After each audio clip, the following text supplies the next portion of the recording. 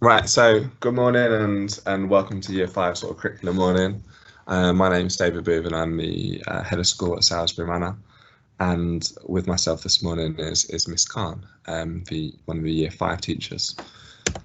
The expectations and aims really for this curriculum morning is to tell you about all of the wonderful things that your children will be learning throughout the year, and also to share our expectations around maths and English and what will be taught this year. So I'm now going to pass over to Miss Khan, and she's going to talk through the daily timetable and what it means. Yeah. Good morning, thank you for coming. So this is what the Year 5 daily timetable looks like. Both Year 5s have the same timetable that we follow, so it's fairly even. So in the morning, as soon as the children come in, right before registration, we either do a bit of reading or handwriting. So we're either learning how to just spell our words correctly and just getting used to writing cursively.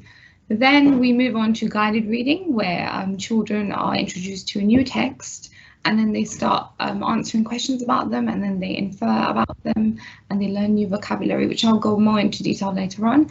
Then we have our English and a gap fill. So a gap fill is something that we've been introduced to simply because the children had tests in the beginning of the year, and wherever the children's gaps are in learning, we make sure that we spend at least 20 minutes before the lesson ends to make sure that the children are getting in some extra learning. Then we have break for 15 minutes, and then at 11:15 to 12:15 we have maths, then another gap fill, and then lunch for an hour.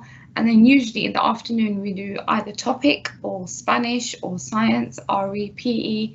And yeah, so the afternoon is usually spent with those types of lessons. And then right before the children leave, we do PSHE, where we learn a lot about, you know, daily routines, the importance of lots of different things that children should be learning. And then at the end, of course, we wash our hands, and then the children get dismissed off to go home. So for teachers, I'm Miss Khan, 5AK, one of the Year 5 teachers, and then the other Year 5 class is Miss Rawlinson, 5AR, and with her is a partner teacher, Mr. Chapman. So they usually work together, and they take turns to teach. And if you do have any inquiries, we have the school number on the screen, and any other inquiries you can ask by email. So over to me in terms of maths now and what that looks like. So the scheme is as you will for maths that we follow is White Rose Hub. It's a fantastic scheme that's been developed by lots of maths specialists across the country, and it sequences together and places in order all the really important topics, and it builds on their prior knowledge. The second point is that we have graduated questioning. So what that means, if the activity that we've got on the right hand side, that is what we expect for every lesson. So question 1 starts off with some arithmetic style questions. So some numbers and some taking away.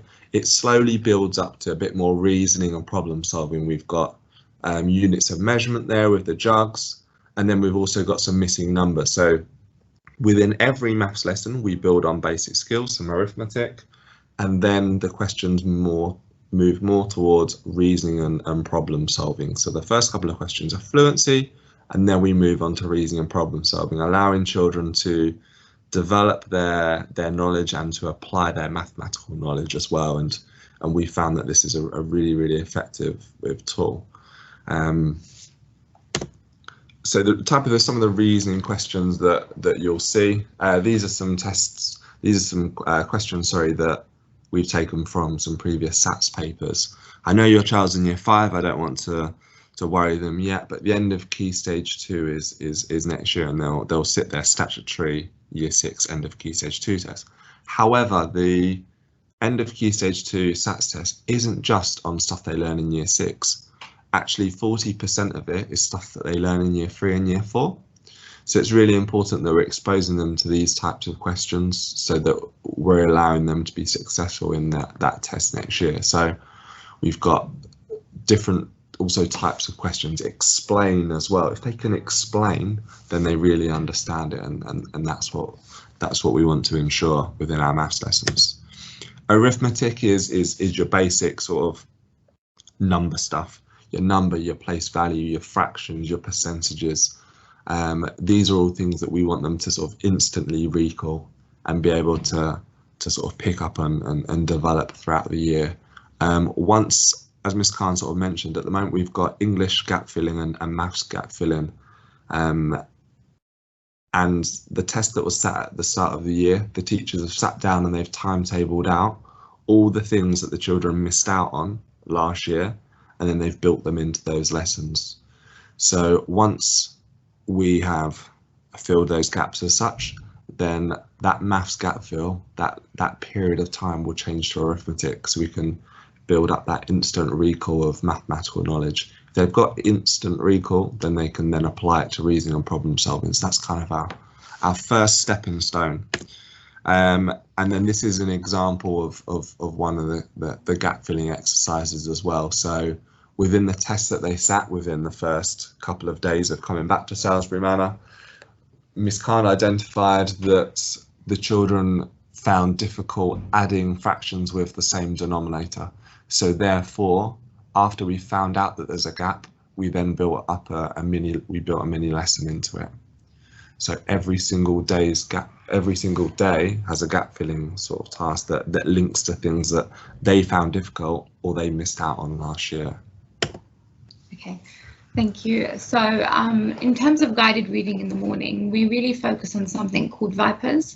So the text that the children are introduced to focus on vocabulary, so finding really important keywords in the text, which is really important for them. Explaining text, so if they read a text, how would they be able to explain it? Why is the text arranged in a certain way? Why has the author used a certain structure for the text? What is the purpose? Who is the audience? Another thing we do a lot in guided reading is inferencing. So to do this, we make and justify inferences using evidence from the text.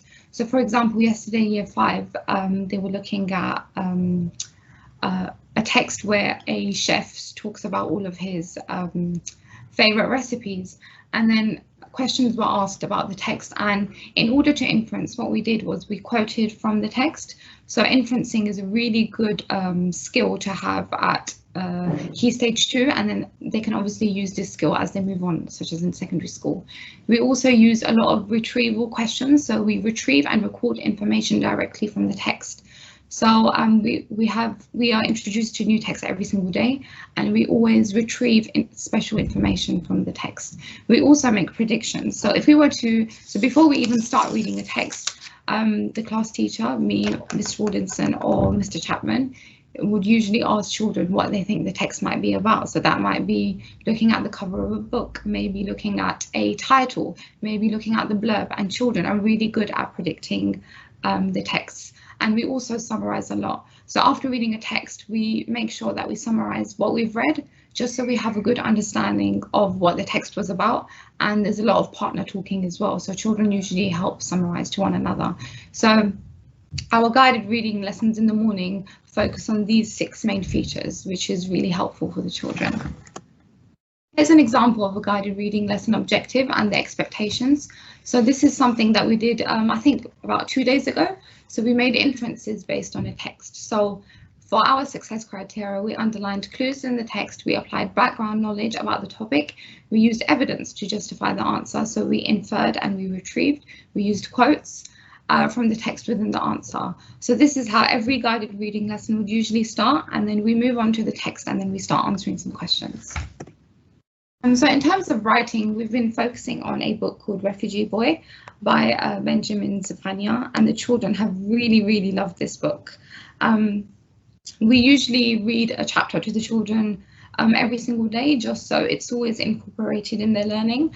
And to begin with, our targets are to include inverted commas in our writing, lots of brackets, dashes, commas, and apostrophes, because this is the type of punctuation that Key Stage 2 should be familiar with. So we make sure that we incorporate it in our writing as much as possible. We also focus a lot on cohesion, so making sure that children are writing quite cohesively to make sure that they're using good fronted adverbials such as firstly, then, after that, just so they have more structure to their work. We make sure that children focus on tense, so making sure that they're writing the past, present, future, or progressive tense. We also use relative pronouns and clauses to make sure that the children are writing with a good structure, modal verbs, adverbs, and these are the Year 5 targets for this year in terms of writing.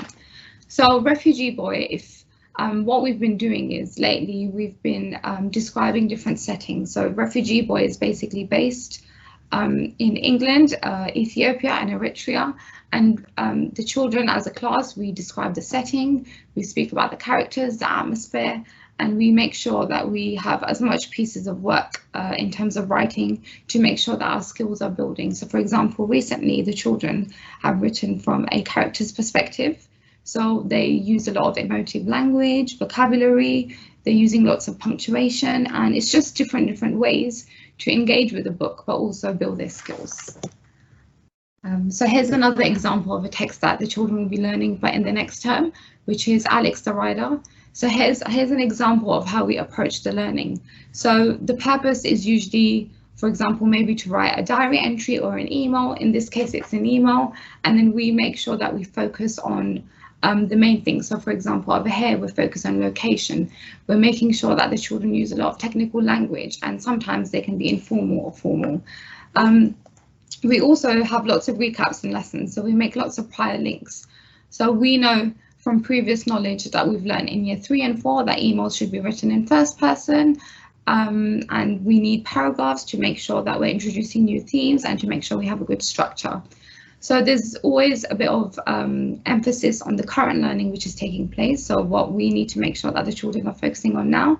And then we always make sure that we extend the children's learning. So if the children have met the lesson objectives, how can we extend their learning? So if they have met all the success criteria, we can give them tasks to make sure that they're having extensive learning tasks too. So Year 5 have a range of exciting books to focus on throughout the year. So for example, right now, we've been focusing on the refugee boy. There's lots of other fun, engaging texts such as the Hunger Games, the Kite Rider. So we make sure that the children are as engaged as possible and have a lot of interest in their learning, just so they can get involved and they can have questions. And sometimes some of these things they already know about, so it helps them be engaged as much as possible. So another thing that we make sure that we do in Year 5 is to focus on SPAG. So SPAG means spelling, punctuation and grammar. So as you can see, in the first 7 weeks, what we are focusing on is we need to make sure that children are using as many pronouns as possible to avoid using repetition. We are focusing a lot on expanded noun phrases, preposition, adverbs, adjectives to make sure that their writing is not simple, it's quite complex, especially because they are in Year 5. And we are also focusing on fronted adverbials just so they have more complexity to their writing. And then as time progresses, for example, in autumn 2, in spring 1, spring 2, summer, the children focus on different things. So Year 5 have been given some spellings to be learning at home, and each year we don't necessarily have any tests, but we make sure that we go over the spellings as much as possible, just so the children in Year 5 have very extensive vocabulary, so they can use that in their writing. And here's an example of a SPAG activity. So for example, over here, the children are asked to recognize modal verbs. So this is a very short activity that the children can do on a daily basis. And then they just, they just fill out the sheet, they circle the correct answers. And then usually at the end, if we do have time, we can mark the work ourselves, or our partners can mark it, or sometimes I will mark it, and then it will just give the teachers a good understanding of where the children are at in terms of their spelling, punctuation and grammar. So that's basically it of the slideshow. We just wanted to go into a little bit of detail about what the children are learning in maths and English and guided reading. But another thing that would really help the children is if the children read at home a lot. So we do have an accelerated reading scheme where we will be giving children lots of different books in terms of their level, what level they're at.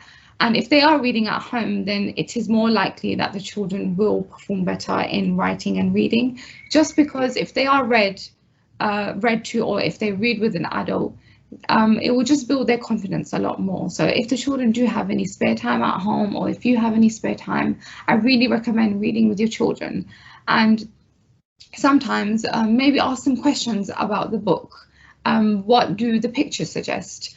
What are the differences between the characters? And it just develops their reading skills. It develops their vocabulary, attention, empathy, because that way they can use more emotive language. Their listening skills improve, their imagination and creativity will improve immensely if they read much more.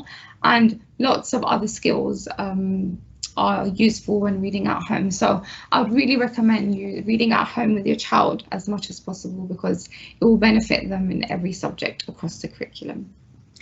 Thank you, Ms. Khan. Just on that note about accelerated reader, we will have a workshop on that. It's something that I'm really excited about. A brief breakdown of accelerated reader is the children sit a test on an iPad. There's 32 questions. If they get the question right, the next one's harder. If they get it wrong, the next one's easier. So it really pinpoints their reading ability. And then it tells the class teacher what level of book they should be reading, and then they get the choice, they get the option of choosing a book within that level. So they've got the opportunity to read something that is at their level and will help them to develop as a reader, but they'll also have the option of choosing something that they'll like, something that they're interested in, because ultimately we do want to create that love of reading. We have some, along with accelerated reader, we've also got sort of Bug Club that will be introduced this year, which is another sort of home reading activity that can be done, as well as Timetable, Rockstars and other bits and pieces. There will be a separate worksheet on that. I would just like to again thank you for coming today. I'm just going to, and if you have any questions, then I'll ask them afterwards.